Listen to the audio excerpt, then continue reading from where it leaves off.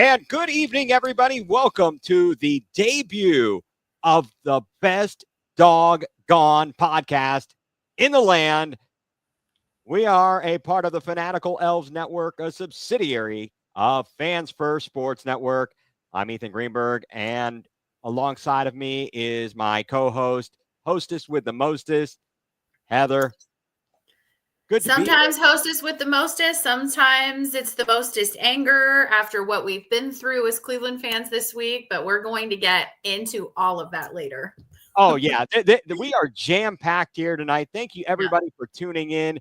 Again, thank you to the Fanatical Elves Network for letting us be, another addition to the great programming lineup that we've got going on here in Fans First Sports Network.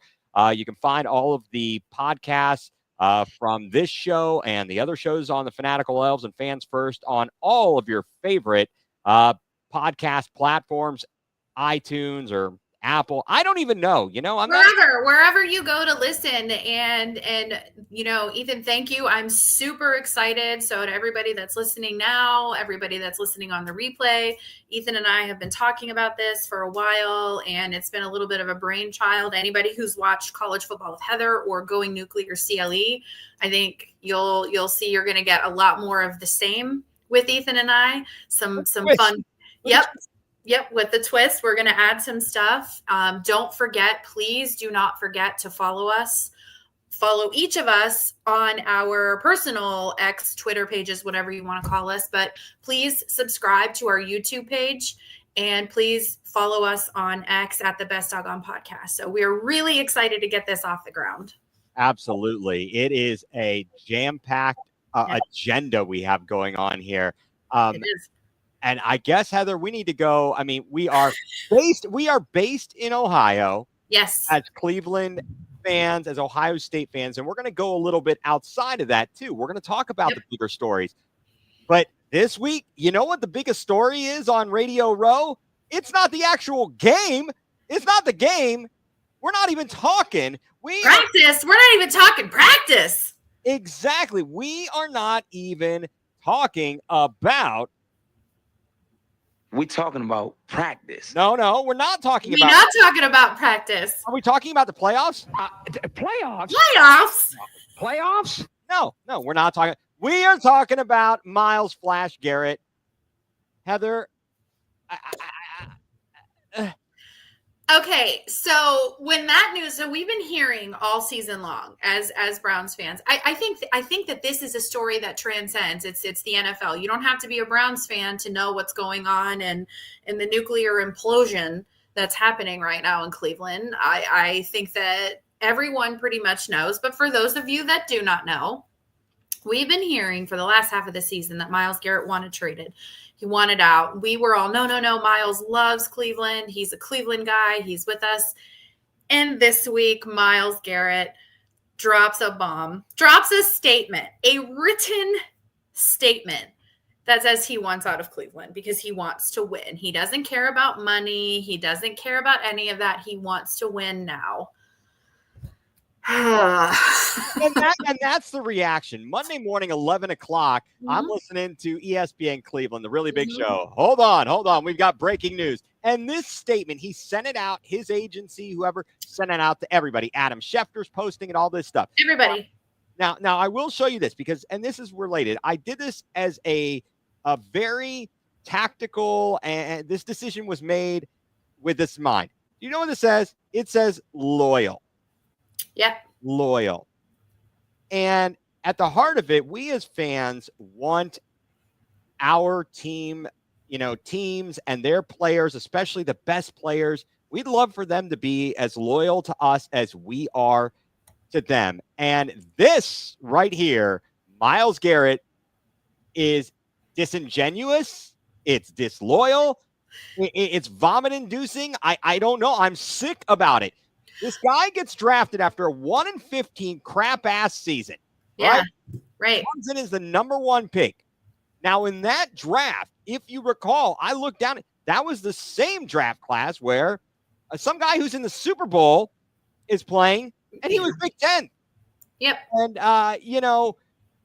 it's just crazy. And who did we have? We had a different Deshaun at that time. Deshaun Kaiser. He was We solid. had Deshaun Kaiser, and everyone called him Deshaun. We had Deshaun Kaiser because no one cared. No one cared enough to learn his name, to know his name, to remember his name. And Mike has a really good point. So much has happened this week that he nearly forgot about the Super Bowl. Yeah, that's exactly, because I was looking and I'm like, why do I have to? Because I'm going away this weekend, and why do I have to be back? Oh, the Super Bowl Sunday. Because of this BS. Yeah. So Myles Garrett was brought in, and he was almost immediately that guy. He was almost immediately that guy. Like you have to excuse me. I need a new chair. My chair is sinking. So if you guys see me, like we got some technical difficulties here. So if you see me sinking, I'm not playing a magic trick. All right. It's real. This is live. This is what you get with us. It is. Yeah. Do it live. Yes. We will do it live. So he comes in and he's an immediate Cleveland guy. Like, this guy gets it. He loves us. He's unbelievably talented. The fans love him. He loves the fans. You think he's Joe Thomas. He's our defensive Joe Thomas. Yeah. But just like every good marriage that crumbles, we're in the divorce proceedings now, you know? Yeah, we really are. I mean, he has ingrained himself, and he even said it. He loves Cleveland. He's part owner of the Cavs. He comes courtside. Yep. He has been everything we really thought we wanted or could have asked for. And these statements now, they're not out of left field. Let's get it clear. It is not out of left field. Now I will say this, and I have notes. He's not perfect either. He's not perfect. He's absolutely not perfect, but we've overlooked that.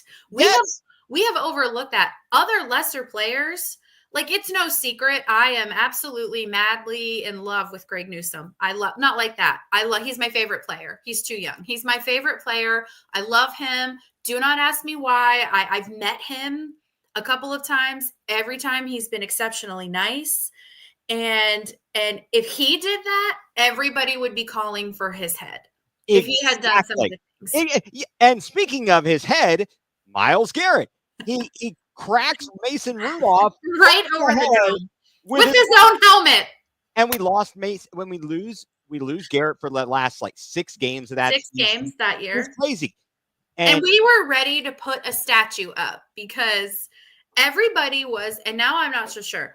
But everybody was, Mason Rudolph had to have said something because Myles Garrett is such a nice guy. He's so quiet. He's such a big teddy bear. Now you got to wonder if he didn't just.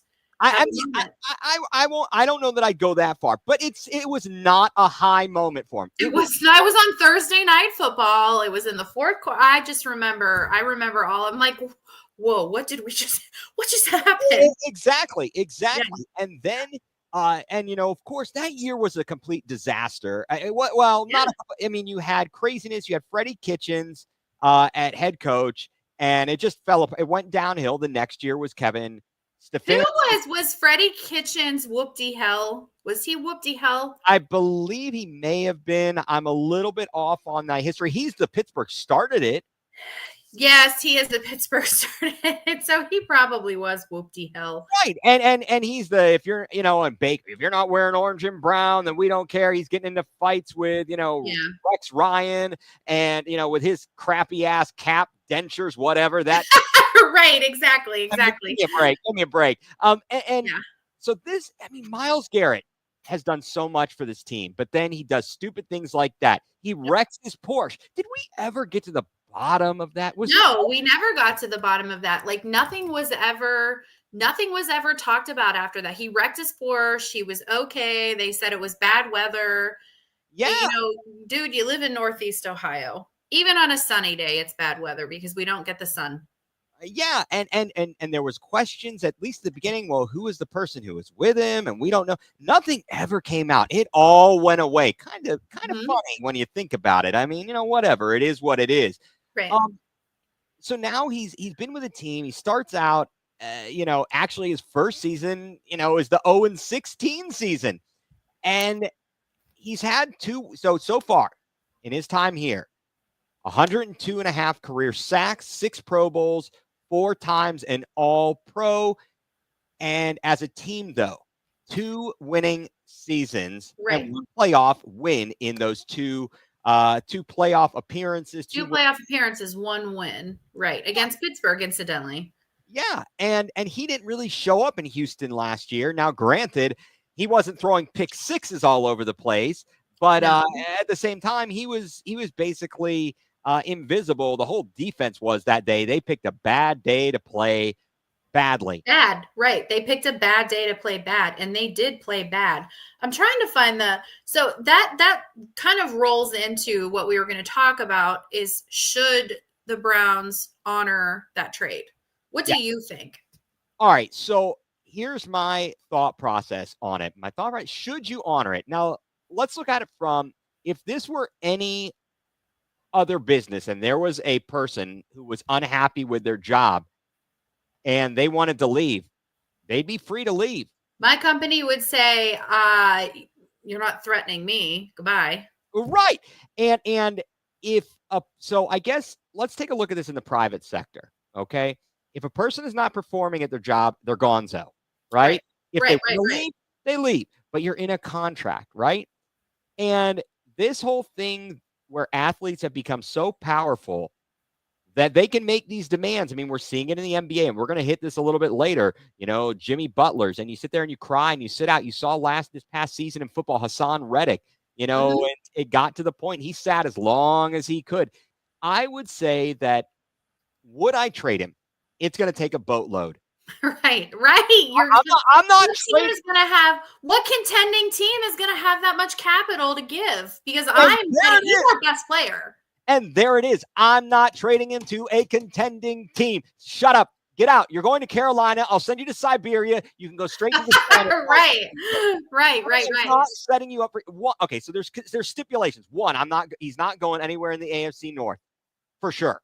2, no. I'm not sending him to like the Chiefs or something. I'm not sending him to the Bills. We are enough with the goodwill. Unless you're sending me back your best player to replace him and the draft picks, forget it. This is all of this is aside from the fact that we are in salary cap hell. We are in salary cap hell. It's like an extra L. I think it's like 3 L. Right. We've got 1 foot in purgatory, and we've got the rest of our body in hell. So even if we get ourselves out of hell, we're still in purgatory. Exactly. So at the end of the day, it's it could go either way. I would say that I don't want a malcontent in my locker room. Well, that's the problem. That's where the problem lies in for me. So this is interesting. This actually tells me where the fans are, because I think most people who voted on this poll that I put up were fans. And I said, should the Browns honor Myles Garrett's request to be traded? And it got quite a few votes, and it was resoundingly absolutely yes. 70% of the votes said that yes, trade him. And I think that has more to do with where we are as Browns fans than we're just done. We like Myles Garrett. We loved Myles Garrett. We're done. I can't imagine how they feel in the locker room, because we're done. Right. And it sounds like, so it was kind of funny though, Heather, when it came out on Monday, did your emotions about the situation change from the time that statement came out to the point at which he took out the flamethrower and went on a press tour of Radio Row and went scorched earth on everybody and just said, I'm going to piss on you and you're going to like it. And then you're going to want to get rid of me. Right. He was the epitome of, what was the movie Half Baked, where when he quit. I'm aging for those of you who are too young. Go Google the clip Half Baked when he quits. I think it was that one where he's like, F you, you're cool, F you. That sounds cool. I quit. That's what he did. He said, you know what? I'm going to burn it down. So when it first came out, I was defeated. I think I rage tweeted. I was rage tweeting and rage posting about, I hate the Haslams and screw this team. And right. And then I was on his side. And then he goes and he literally burns it to the ground, like literally burns it to the ground. And I'm like, you know what? Okay, bye. Well, See right. ya. Now, and here's the thing. And what I'm hearing from Denzel Ward and David Njoku is this. Both of them are kind of like, we're not that far away. We think they need a quarterback. And if Myles Garrett is pissed because they didn't win this season, so let's go back. Let's look at history, Jackalope. You did not want Baker Mayfield in that locker room any more than Kevin Stefanski and others did, right? So they go for this all-in move on Deshaun Watson. So you can't say they didn't try. Correct. Right? They did not do this move. So that's where I think everybody gets lost. They didn't go and make this move to burn the organization down. They wouldn't have spent this much money if they thought that this was going to be the go down as the worst trade or to ever trade. Like that's just not how they went into this. So it's not like they're not trying. No. And so they go through this horrible season, and I understand it. I don't blame him for being pissed off and tired of this crap. Right. When the past season was absolutely a disaster. The year before, we managed to cobble things together. So then they say, all right, well, you know what? We've spent all this money on Deshaun Watson, so we are going to go all in.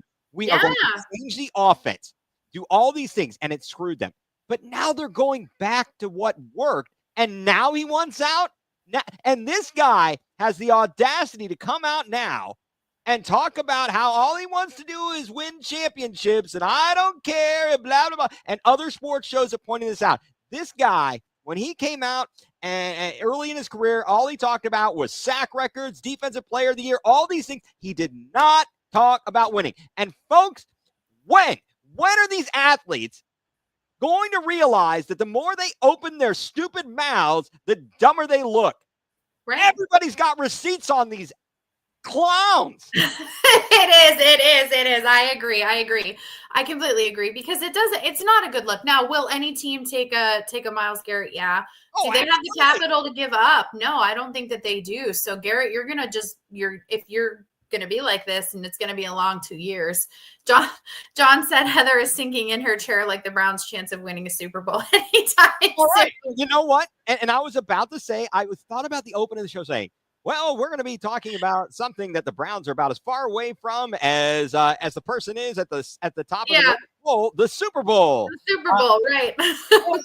It's absolutely crazy, and I think that there's a history, though. The Browns have not honored these trade requests or demands. He made a request, not a demand. Right. He made a demand. He made a request. They don't have to. And that's another thing that's important to talk about is the Browns don't have to. The Browns can tell them to go pound salt and sit on the bench for 2 years. Like, I don't care. Rust. I don't care. Right. And they have the problem. It goes back to the salary stuff because they need him or others to restructure their contracts in order to get under the salary cap. This team needs to get younger and cheaper fast. They need to replace aging pieces, and they've got to do that through the draft. Now, that's a whole entirely different episode, which we will get to as we will get to. Yes. That's one of the things that we will talk about. That right. What do the Browns need to do to get themselves out of this mess? Exactly. I mean, it's a problem. It's a big problem, but I think at the same time, there are players, although Denzel Ward, I read an article that Mary Kay Cabot wrote, and I know some people don't like her or her stories, but in any event, Denzel Ward, he talked about, well, if they go and they trade Myles, I might have to think about, I know, I rage tweeted. But if you read the whole article, he said he's not there yet. Right, and he wants Garrett to be here, but he's also not going to tell Garrett what to do. Well, did you see? So Mike did say they'd have to add in the 36 mil. I think that's actually a possibility that you can structure that in where they take on that, but no one is going to do that. Can they take Deshaun Watson instead? Yeah, right. We'll give you Deshaun Watson and like a KFC 3-piece meal with the biscuit because that's about. That's a fantastic deal. I will give you chomps Deshaun Watson, a used urinal cake, and a 3-piece meal. And no. I might even go up to Popeyes because KFC is like the bottom of the barrel. I might even throw in Popeyes. Okay. Well, did you hear though? Myles Garrett's apparently he's also hawking a product at Radio Row, some Oikos yogurt, I think. Then you can we'll give you all the Oikos. I will never buy Oikos yogurt now. I don't like no, yogurt. don't say that. I need it. That's my protein yogurt. I don't like yogurt. Oh man, I don't know. But did you know that Myles Garrett is not the first ever defensive player of the year to demand a trade?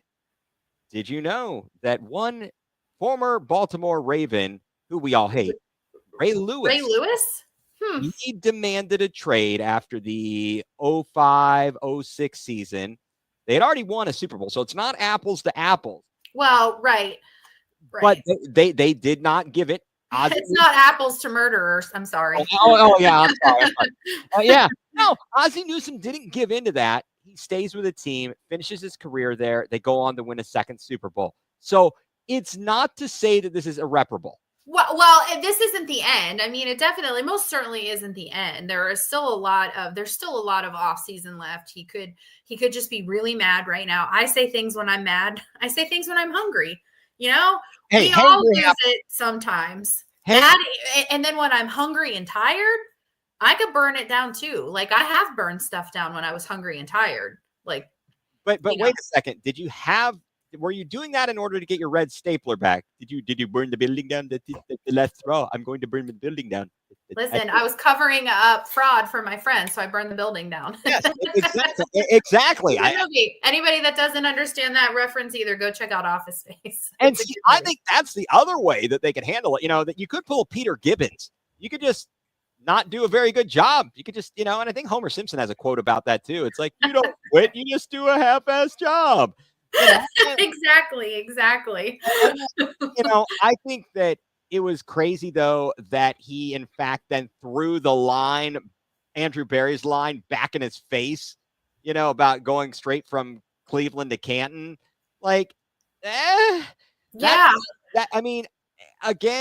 So let me picture this and you tell me if you think I'm on track here. Right?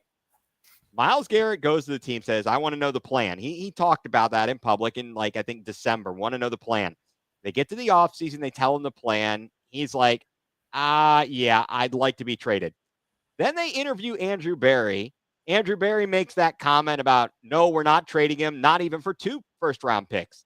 And, he's going to, go straight from Cleveland to Canton. And he's like, oh, that's it. What do you say? That's it. You're going to make me look like the bad guy? Well, screw you. I'm coming back. Do you think that's kind of what happened? Maybe. Yeah, it's I don't know.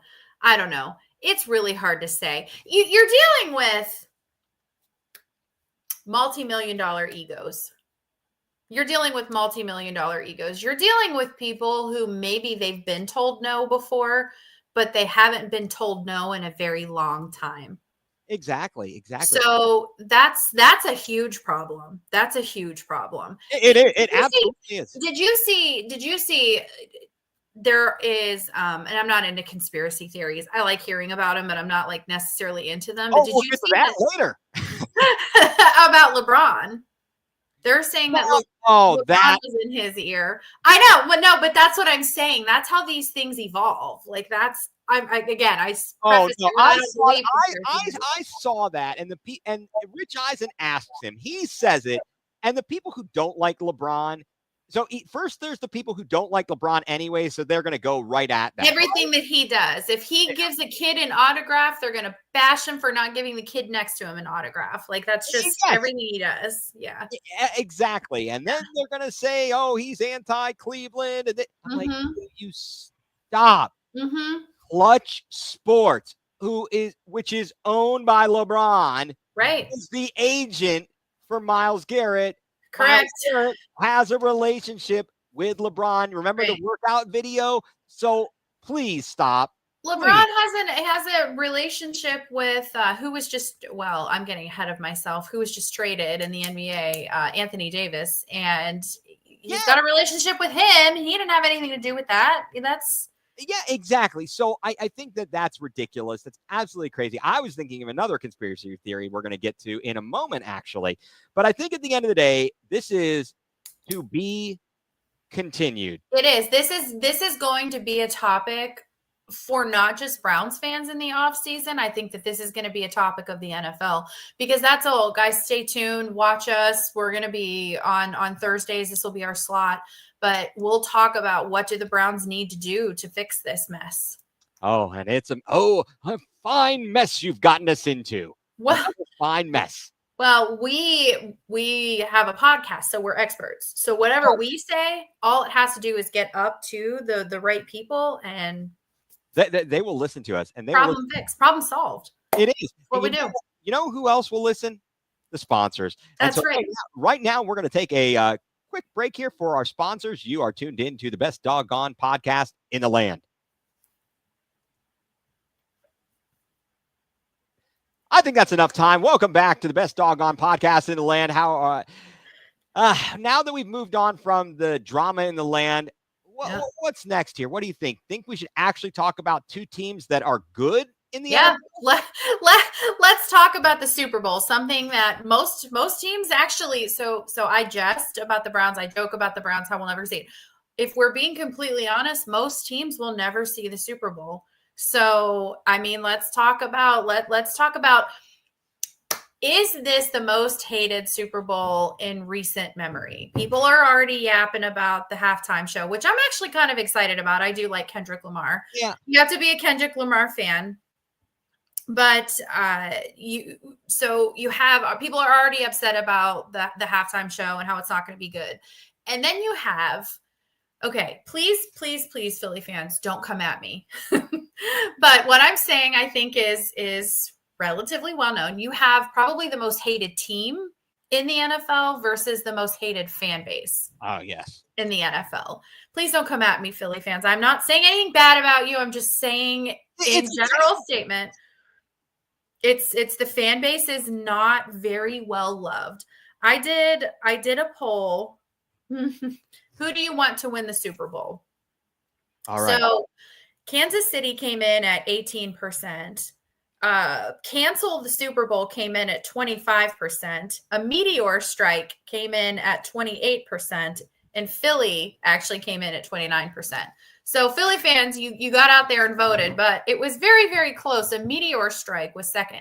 So that should tell, or cancel the Super Bowl. So those two combined, that should tell you where we're at. So Ethan, what do you think about the Super Bowl this year? What are your thoughts on it? I actually think this is going to be a fantastic matchup. I'm going to be quite honest. I know people who are haters and don't like the fan base of one team. They don't like the Chiefs. They're all quote unquote chiefed out. I think it's going to be a great matchup. So do I.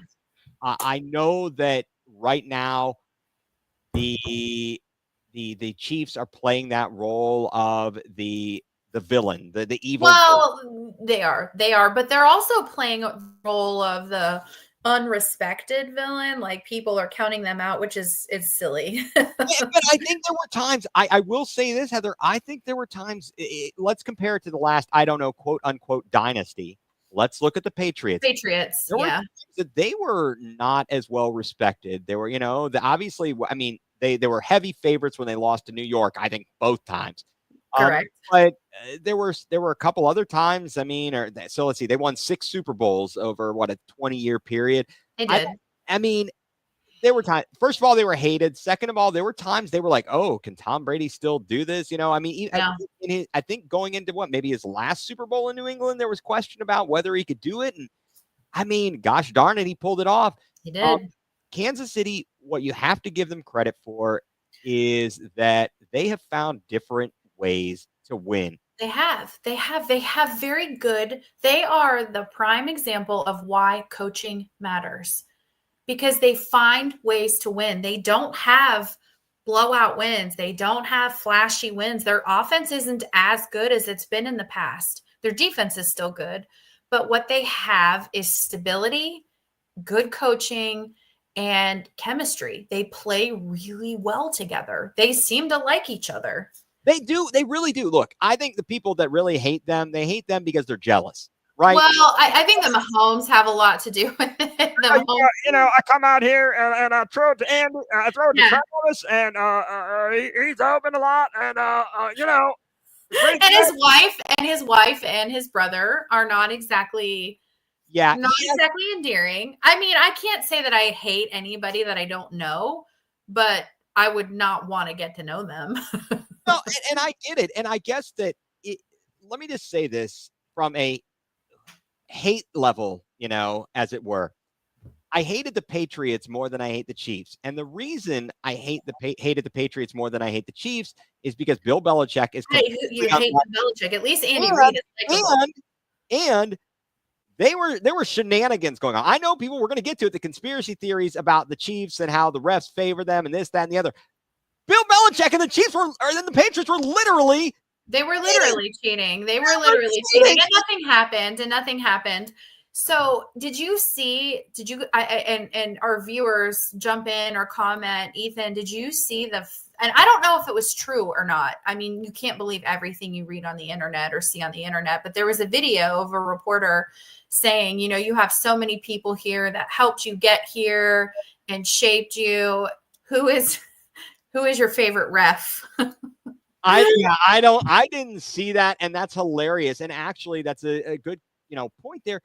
So in the press conferences, Roger Goodell talked, all down here at Super Bowl week, and kind of he dismisses the allegations, and then the NFL Referees Association executive director Scott Green, he was saying, look, Goodell's comments that it's ridiculous to presume that the NFL officials are not doing everything possible to make the right call on every play is spot on. He said officiating crews do not work the same team more than twice each regular season. That's important to know. Right. It's insulting and preposterous to hear conspiracy theories that somehow 17 officiating crews consisting of 138 officials are colluding to assist one team. So if you've got it, don't give me these BS videos and don't pull this crap. I understand they make human errors, but in order for it to be a conspiracy and for them to be cheating, show me the proof. Show me the Well, that's the thing. It has to. Nobody will ever be able to show you the proof because there is no proof. Exactly.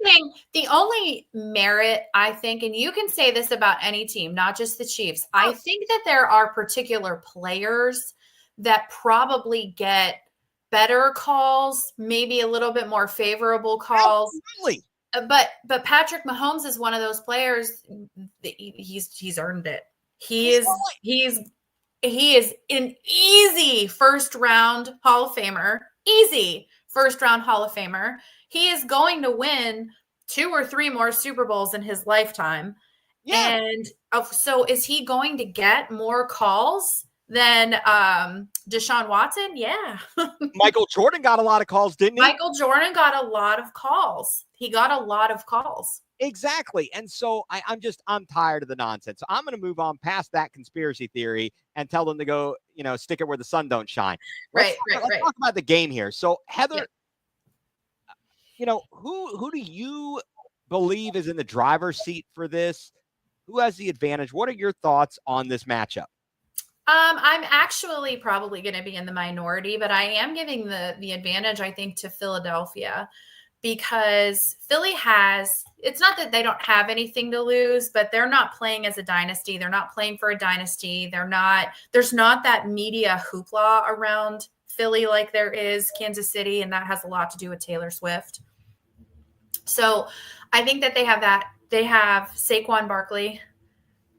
Saquon Barkley is probably he was the best running back in the NFL this year, like hands down. You want to talk about what a career revival, getting him off of the Giants, putting him on a functional team.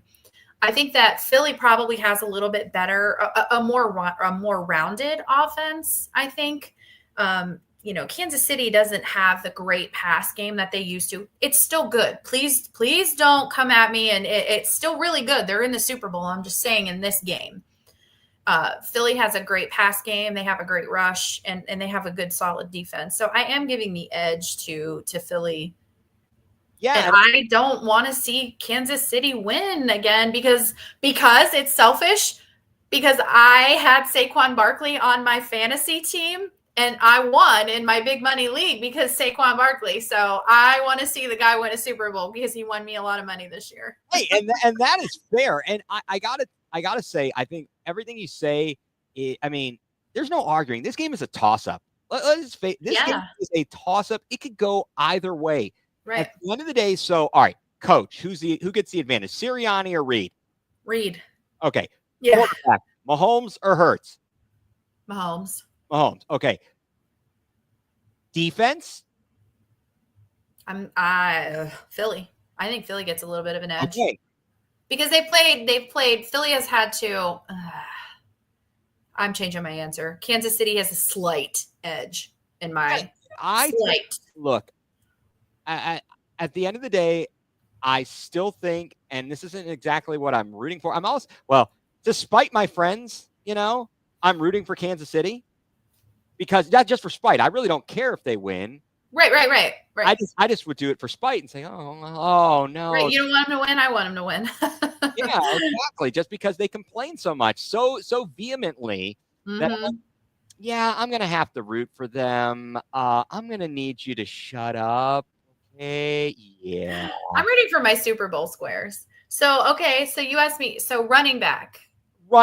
Absolutely. Philly, absolutely. Receiving. Hey, but did you hear? Kareem Hunt is really good, and the Browns screwed up, and they could have used him. That was the difference in the season. Did you hear that? Yeah, that was the difference. It wasn't our ass quarterback, but it was.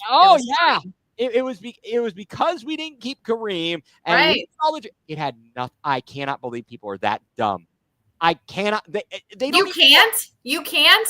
I mean, they don't even know how to argue. The argument isn't whether or not Hunt would have made a difference in the number of wins. The argument is the judgment of the team and the people in the front office that decided not to keep him. But it seemed like everybody wanted to conflate, Hunt and the success of the team and how well he's playing in Kansas City behind an actual offensive line and an actual offense that can run. And he was averaging less than 3 yards a carry here the year before. I love the guy, but he wasn't going to do that here. Forget that guy. Well, Mike said, what was Hunt going to do on that O-line? Right, exactly. It's not one guy so did it stink losing him because we liked Kareem? Yeah, but did it make a difference? No, it's just like, and we'll get to it in a little bit. It was just like the Karis LeVert. So, liking someone and thinking that they're going to make a complete difference is nonsense. Exactly. I mean, at the end of the day, Heather, I think this is going to be a very, very good matchup. It is. At least Philadelphia. I pulled up this stat according to the Sporting News. At current rate, the 2024 season, the Eagles converted 92.6% of the time when running the brotherly shove or tush push. It was. Okay. I mean, that's a pretty good clip. My question is this, Heather. Now, granted, no other team can seem to do it successfully. Bills, Right. Well, they can't do it successfully against Kansas City. They can't do anything against Kansas City. Well, no, they couldn't do. I mean, the announcers knew exactly where Josh Allen was going. They said he's going to go over left tackle, and he kept our left guard, and he kept going there. And the Chiefs scouted it, and they knew it, and they didn't do anything different. I couldn't believe it. I couldn't believe it. Are you kidding me? So should the tush push be outlawed? Keep the tush push in. Let it stay until somebody be good enough to stop it. Be good enough to stop it. Like pile up stuff the box. Like I don't know what you do, but I am pro tush push. Okay. Pro tush. So let me ask you this. Let's just say in theory, they convert 92.6% of the time, right? Mm-hmm. What if I put a 1,000-pound person in the hockey goal net that blocked the entire net and you couldn't score? if there's no rule against it. Would that be an unfair advantage? And I mean, do you think that? No, scout better. Like scout better. Like if there's a person that is that big and powerful that you're able to get, then you should be offering him the farm to get him on your team. I would forklift them into the. I would personally. I would not be the Uber driver that refused that. I would say I will get you where you need to go. We can do Operation Dumbo Drop or something. Yes. I mean, I don't know why. I always have been thought about that. It's like, wouldn't that be a great strategy? Or, and this is something that could throw off any football team. If you had an open roster spot and you could get a guy who was like 7 foot tall with an amazing wingspan that could leap, how much would that mess up kickers? How much? Oh, right, like a Mobley, or like a Wemby, a Victor Wemby. Yeah, you get a Wemby on there. That's just because that would make them have to kick from further back. Correct. Because they have to get the trajectory up. Yeah. But you don't think so. So that's it. But that's the thing. Like we're thinking, Mike said Wemby in the NFL. Yes, he's got a huge wingspan. And the guy's so versatile. I bet you he could play. I bet you could get him there. Those hands have got to be. I know. Yeah, I'm calling it Wemby in the NFL. Yeah. But I think that there has to be someone that has thought of this and tried it in a practice to see if it would work, and it can't work. So that's like the tush push. If it worked the way it works sometimes, I think that it's not successful every single time. So I think that that's probably why it hasn't been right. And outlawed yet. Just because teams would be doing it all the time, constantly. Well, let me throw this out there. It just popped into my head. I think it was at some point, maybe it was the play, and I think it was in the original movie, maybe The Longest Yard, the fumble Rooski. Oh yeah, the fumble. Was that no, I think that was actually like Waterboy or something like that. Yeah, I can't, but I think there was a certain type of play way back, long ago in the early days of football, but that was outlawed, and they changed rules and stuff. It's a matter of, I think that I don't think there's a safety issue, because I know they were looking at that at one point. And I think it's just a matter of, is it a competitive disadvantage? Are they doing anything that is illegal? And I credit them for figuring it out. Really. Well, right. Yeah. Well, anyway. Unnecessary roughness, the longest yard, Little Giants did the fumble Rooski. There are a lot of that, but it was the longest yard. Okay. Yeah. Good movie. Little Giants is a good movie too. But you can do it. And you can do it. Exactly. And I do love the videos, though, that reenacted the longest yard and Adam Sandler throwing the football at John Stewart's crotch the first 2 plays of the game, or whatever it is, to get him to call the penalties correctly. That I would be entertained by that. I'm okay with that. I think so. I've got no love for the zebras here. No. All right. So if the game comes down to it, Heather,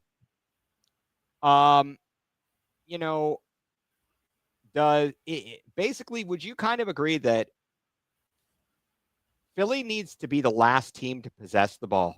They cannot come home. 1,000%. If it comes down to you leave Kansas City with 45 seconds on the clock and 1 timeout, you're toast. You're cooked. Goodbye. Kansas City is getting their what is it, 3rd in a row or 4th in a row? They are going, and that's a history. They're going for the 3. Right. So if you give Kansas City a chance to drive, you're cooked.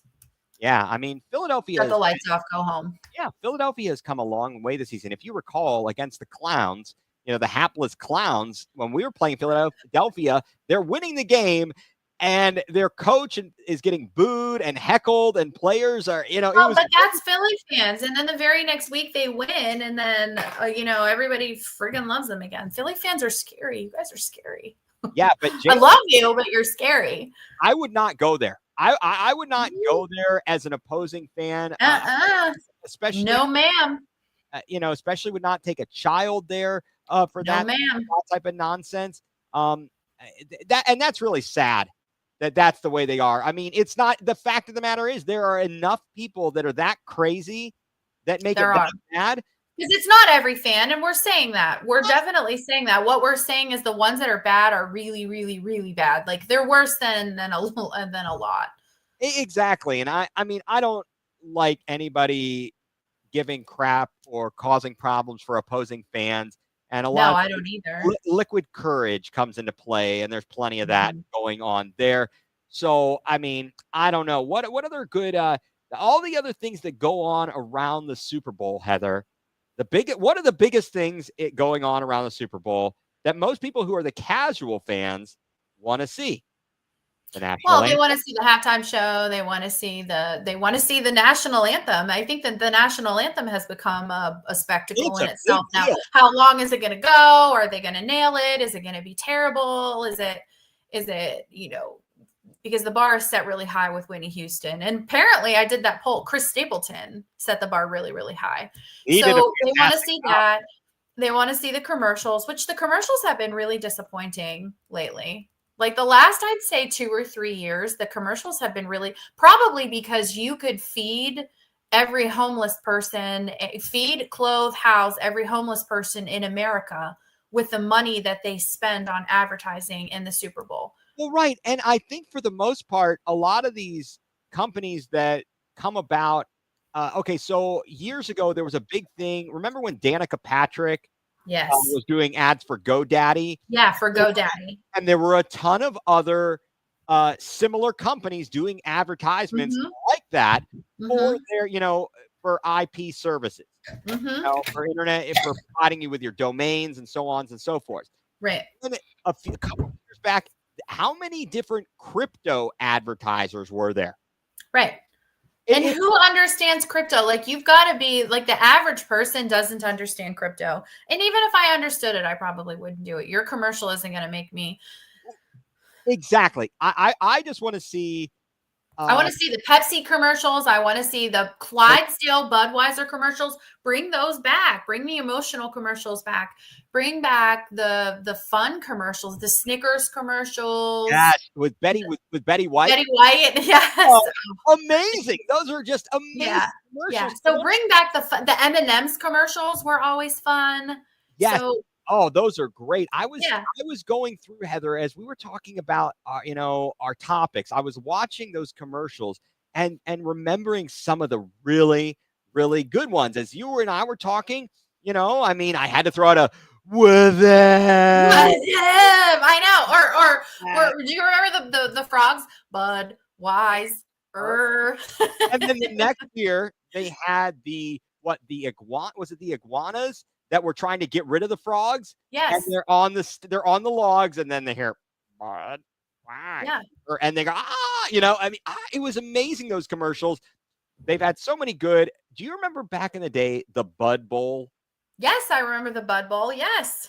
Those were amazing. They were so much fun. So that's where there was just a spectacle around the Super Bowl that was fun. So people who didn't even like football watch the Super Bowl because you got your wings or you got your guacamole, which I don't like guacamole because I don't like avocados. It's a texture thing for me.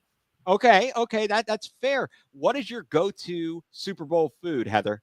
So for the past several years, I've done some like get-togethers, just had a couple people over, and we always do theme. So one year we did breakfast. One year I try to keep it like a little bit different because everybody consumes 10,000 pounds of wings every year. One year we did appetizers, like just finger food. So we did chicken fingers, we did potato skins, we did like cheesy fries, like all of that. And then last year we did taco bar. So I don't know what I'm going to do this year. I've got to think about it. I have to think about it. I'm not sure. I don't know. I think you should go with adult themed cakes. Oh, I like that. I like that. There would be, it's like you could do like, the tight ends. Yes. Yeah. Tight ends. Yeah. Or deflated balls. We could do that because, deflate. Yes, I think so. In honor of Tom Brady. Yeah. You could do the yard sticks or the, Yeah. I think we could come up with some nice phallic symbols here. I think so. I think that's actually a really good idea. That's actually a very good idea because I need a theme this year. I have no idea. I'm completely like, all right, maybe no, I can't because I did tacos last year. I can't do Mexican. Well, now, I don't know, guys. Hit me up. Do not hit me up and let me know what theme I should do for my Super Bowl party this year. I'm thinking you should do the in honor of the Browns. You could do the Denny's menu. You did breakfast. Taco Bell. We should have did tacos this year. We could have just had Taco Bell, Taco Bell or Denny's. Yeah, then you can install the porta potty out front.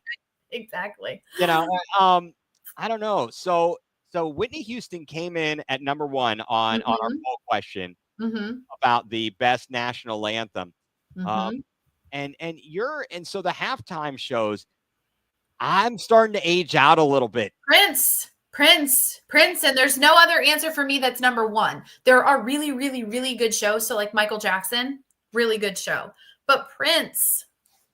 Oh, Prince was very good. I mean, it was because it rained. It rained and he sang Purple Rain. It's pouring down rain and he's playing the guitar. He is playing. And it's and that's okay. So all right, can we get to the I'm too old portion yes. of my gripes here? Yeah. I mean, what happened to people just going up and singing and playing in a band or instruments and not dancing around and running around and all this other nonsense? Like, I didn't come to see you dance. I came to hear the song.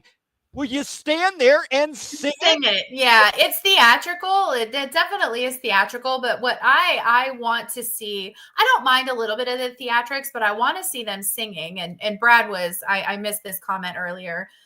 Completely agree. Expects a very entertaining game. Yes. Yeah, don't really care who wins. Yeah, exactly. But remember the weekend a few years ago, the COVID year? I think that was the Chiefs and the Buccaneers and that terrible halftime show with the mirrors and he's running through and he spent like $1 million, literally like $1 million on that show, because I think and I don't know how true this is, that the halftime performers don't get paid. That is correct. And they actually have to put their own money in if they want like extra theatrics for that. So I love you know what I did love though? I mean, again, it goes to my age. I loved the LA Super Bowl.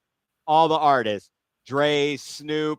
50. That was like I broke a hip, but I was up there dancing. Like that was our age. Those are our people. And that's who they really need to start. I mean, I'm not, like I said, I'm not mad at Kendrick Lamar. I kind of like Kendrick Lamar. But you're the people who pay the money to go to the shows are us. It's our age group. We're the ones that have the money. It's just one of those things. So I don't know. All right.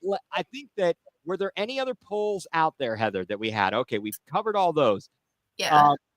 Finally, so your prediction. So you want Philadelphia to win? Are you predicting a Philadelphia win? I am. I'm predicting a Philly upset. And it's not going to be a high-scoring game. But I think, I'm sorry, it's not going to be a high margin. I think it's going to be a little bit of a higher scoring game. All right, I'm going to go a little bit lower. I'm going to say, no. Yeah. Lower. It's like Card Sharks. It is like Card Sharks. It is like I was really mad with the reincarnation of Card Sharks. So terrible. They didn't do near as good of a job on that as they did with the remake of Press Your Luck. Yes, I loved Press Your Luck. Those are two shows that I always wanted to be on because it didn't require skill.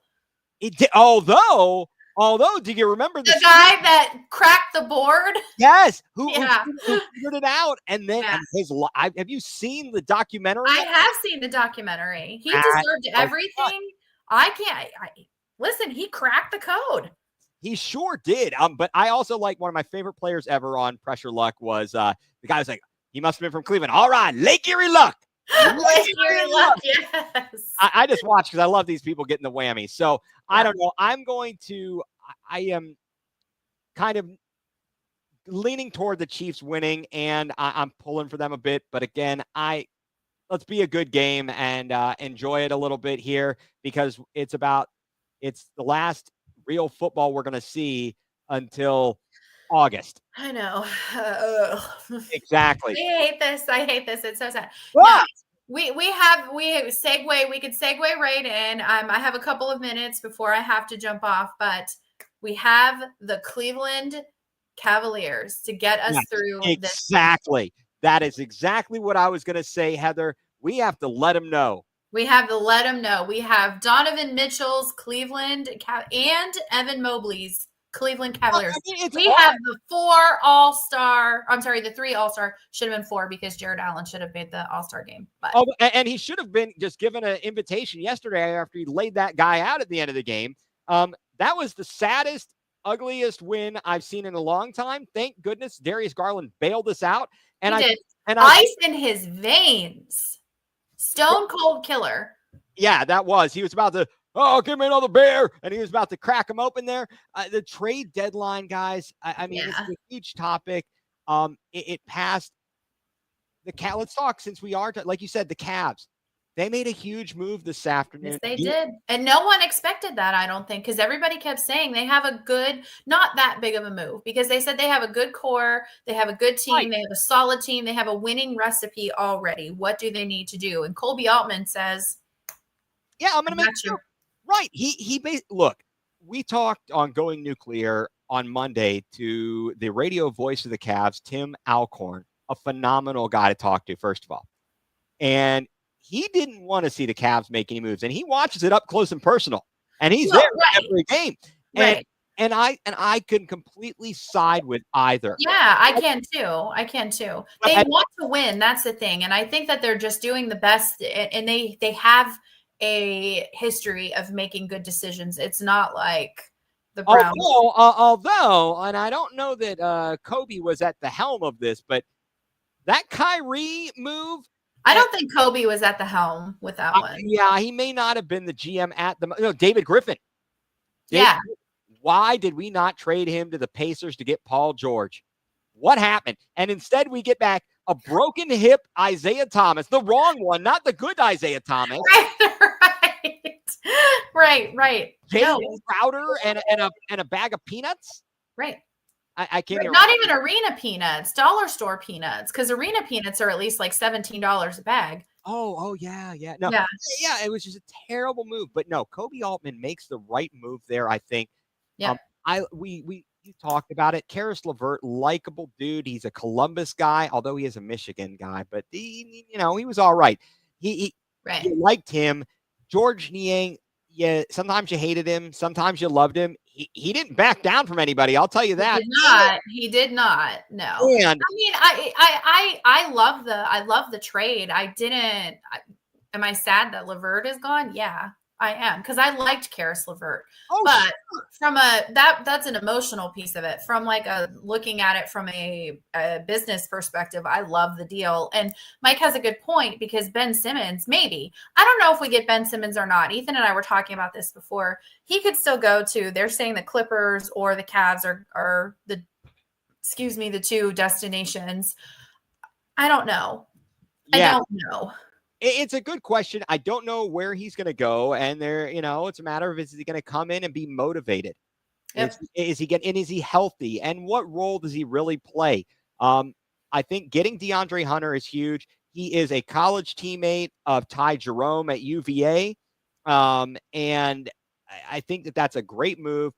We give up Niang, LeVert, and let's see, what did we give up? How many picks we gave up?